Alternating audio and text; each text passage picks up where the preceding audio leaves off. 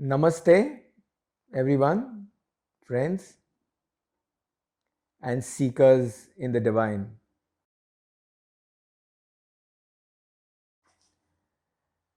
Today, the topic for sharing and discussion is the laws of karma, free will, and absolute happiness. We will discuss about the laws of karma, how they come into effect, and how they can be transcended. A human requires to get beyond the cycle of birth and death. So, the laws of karma basically are applicable only and only when there is a sense of individuality, when there is a sense of I. That's when the laws of karma are applicable. The theory of karma, it's a concept, and the theory of karma consists of three aspects of karma. So you've got one which is called the Sanchita Karma. The Sanchita Karma is the cauldron or the bag of karmas that are accumulated from the past based on the concept of reincarnation, based on the concept of the cycle of birth and death. That is called the Sanchita Karma, which is the bag of accumulated karmas. Karmas are basically actions and deeds that an individual carries out, and those actions and deeds that are done lead to the consequence of cause and effect. As we can see in the physical world, everything is a result of cause and effect. Similarly, the individual mind accumulates concepts, and when actions are performed,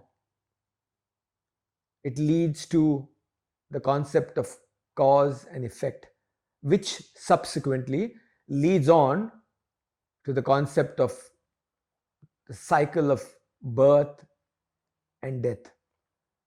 So you've got the accumulated Sanchita Karmas, and then you have a part of those Sanchita Karmas which precipitate down into the present life and present themselves as circumstances in an individual's life. A certain portion of those from that bag of Sanchita Karmas come down as Prarabdha Karmas. They're called Prarabdha Karmas, which are those karmas that one has to be faced with in this life. Depending on how one responds back to those circumstances that present themselves to the individual moment to moment, whether it is a response or whether it's a reaction, that determines whether it accumulates itself as a symbol of concept of cause and effect. That's called an Agami Karma. So the Agami Karma is the karma that is created out of the action that is, or the response that the person, reaction that the person does. So generally, it is said that rather than react to any circumstances, because the reaction comes out from the sense of ego, sense of I, it should be any action should be done as a response, as a witness. So one is only witnessing, and the response comes out automatically without the involvement of the I. The moment the I is involved, it becomes a reaction. So, to prevent a newborn karma being born through the vasanas of your action, that is something that you want to try and avoid. So, the Agami Karma has to be reduced due to the consequence of your action. So, when the Agami Karma is reduced, the bag that is there of Sanchita Karma, the accumulated karmas, because the Agami Karmas then go and sit into the bag of Sanchita Karmas, of accumulated karmas, and it keeps growing. One has to reduce the amount of Sanchita Karmas by reducing the amount of Agami Karmas. The Prarabdha Karmas that are coming through the bag of Sanchita Karmas, one cannot avoid, because those are already accumulated in the bag. And when they are presented to the individual as Prarabdha Karma, the circumstance presents itself from moment to moment, and then based on the individual's response, one can avoid the accumulation of Agami Karmas. The whole idea is to completely dissolve the bag of accumulated Sanchita Karmas. The Prarabdha Karmas will continue to go on till the body is functioning. Even for the greatest of sages and saints, Ramana Maharshi, the body still had to go through the Prarabdha Karma of that particular life. Otherwise, the body would have dropped off. So, the Prarabdha Karma is only a concept for the body, for others to understand. Ramana Maharshi was beyond that concept. Ramana Maharshi was already in that state of absolute happiness, pure awareness. It was only for others to see that the body was functioning, that the concept of Prarabdha Karma is valid. So the question then arises, as long as the individual is present and the I is there, the doership is there any such thing as free will? The concept of free will only exists as long as there is the sense of individuality. So, many a time, a lot of seekers ask this question, aspirants ask this question, is there free will? What is free will? Free will is only the innate will for that concept of the individual to be free. All the time, that individual concept is being drawn back to its source, wanting to be absolutely happy. So, free will essentially means that there is only one thing that is available to that individual, which is the will to be free. And that will to be free has to be focused through the various aspects of how to try and eradicate the concept of karma. Essentially, eradicate or dissolve the concept of this doership, I. Somebody had asked the question of Raman Maharshi, and he asked, can destiny or karmas ever come to an end? Raman Maharshi actually gave a very precise and a very concise answer, which was a absolute nugget of wisdom. And he said, karmas carry in themselves the seed to destruct karmas, to destroy the karmas. Karmas intrinsically carry the seed in themselves to destroy karmas. What did he actually mean by that? Because karmas are the consequence and which lead to cause and effect. And when the karmas present themselves as Prarabdha Karmas, it is your response, how the reaction is done. And the moment that is destroyed, then that karma does not accumulate another karma. For example, the concept of the I is formed because the body is conceived as I. The mind is conceived as I.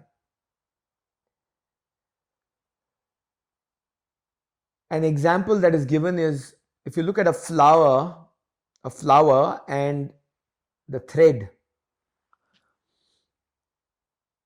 When the flower and the thread are put together and flowers are put together in through the thread, it forms a third concept, and that concept is called a garland.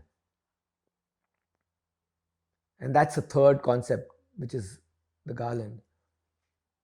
When the flower gets damaged or the thread breaks, we don't say the flower is broken or the thread is broken. We say that the garland has broken. Similarly, when that pure awareness, that absolute consciousness gets compartmentalized into a concept of a body, mind, through the accumulation of energy and matter, the concept of I arises. And that concept then leads on to I am so and so, etc. This then leads on to the whole concept of karma, etc., etc. So the fulcrum is the I that starts off. The I is actually connected back to the source, which is pure awareness at all times. That's the thread that leads back to that source of I, source of the self, pure awareness. But then the moment that I concept is formed and compartmentalized, an individual is formed, and then the I and the other, in the world of duality arises. The question is always asked, how does one transcend karma then? One will take lifetimes.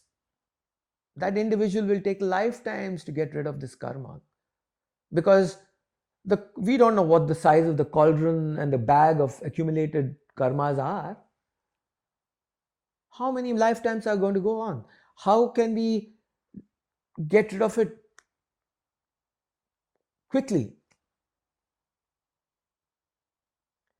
So there is a small concept that is given. The story is about this boy, and it's quite an old story. And the story is about this boy who sits at the window watching these camels carrying bag loads on their backs of cotton cotton wool, these large bags, and going and depositing each bag in a warehouse that he owned. And they were going in and dropping it back in that warehouse, going in and dropping it back in that warehouse. And the line of cotton wool that was being accumulated, the camels that were going in and accumulating the cotton in the warehouse, continued for a long, long time. And the boy started getting agitated, worried that there's so much of wool in there, cotton. What will happen? How am I going to get rid of it? All that. So his mind was getting very agitated. A wise man came across and met this boy. And he asked the boy, he said, what's worrying you so much? So the boy said, look at that warehouse. It's getting full of cotton. And there's no space to accumulate it anymore. I need to get rid of it. How do I get rid of it? So the wise man told him, he said, very simple. Come, let's take a matchstick. Just take a matchstick, light it, and burn it in your mind. Not physically into the warehouse, but light it. Think about it, that you've got all the accumulation in the warehouse in your mind of the cotton. Think about lighting a match, putting fire to that entire accumulation of wool, cotton that is there in the warehouse. The moment you do that, in one go, all the cotton evaporates, it's gone, destroyed, vanquished. As soon as that was done, the boy became quiet because agitation was gone, the mind became peaceful.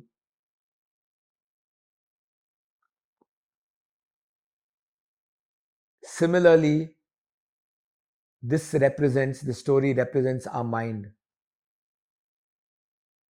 We need to light the lamp of wisdom and knowledge within ourselves, in the individual who considers oneself as this body mind, and light the lamp, light the fire of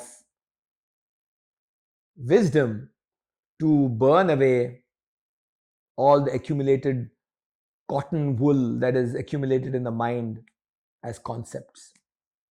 When that is done at one go, poof, everything is gone. And how does one do that? And Ramana Maharshi has given a very beautiful and a extremely straightforward technique. And he says,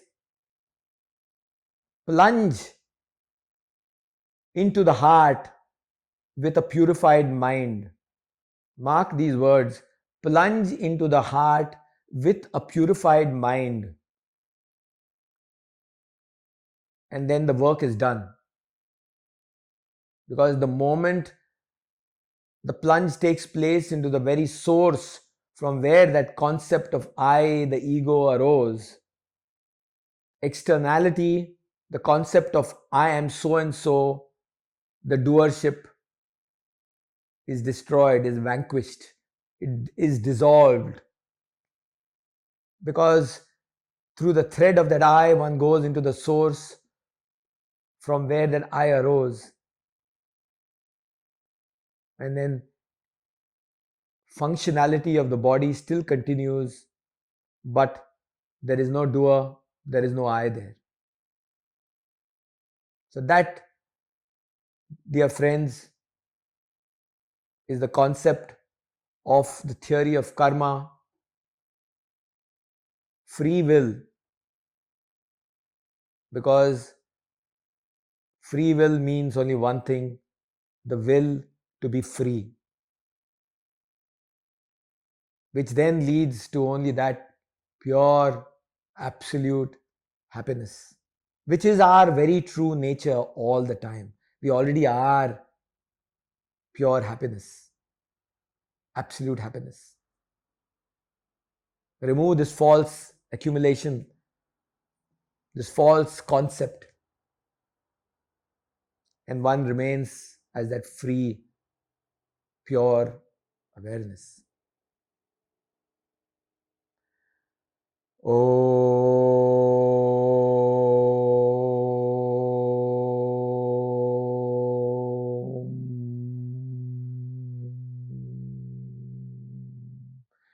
Shanti, Shanti, Shanti.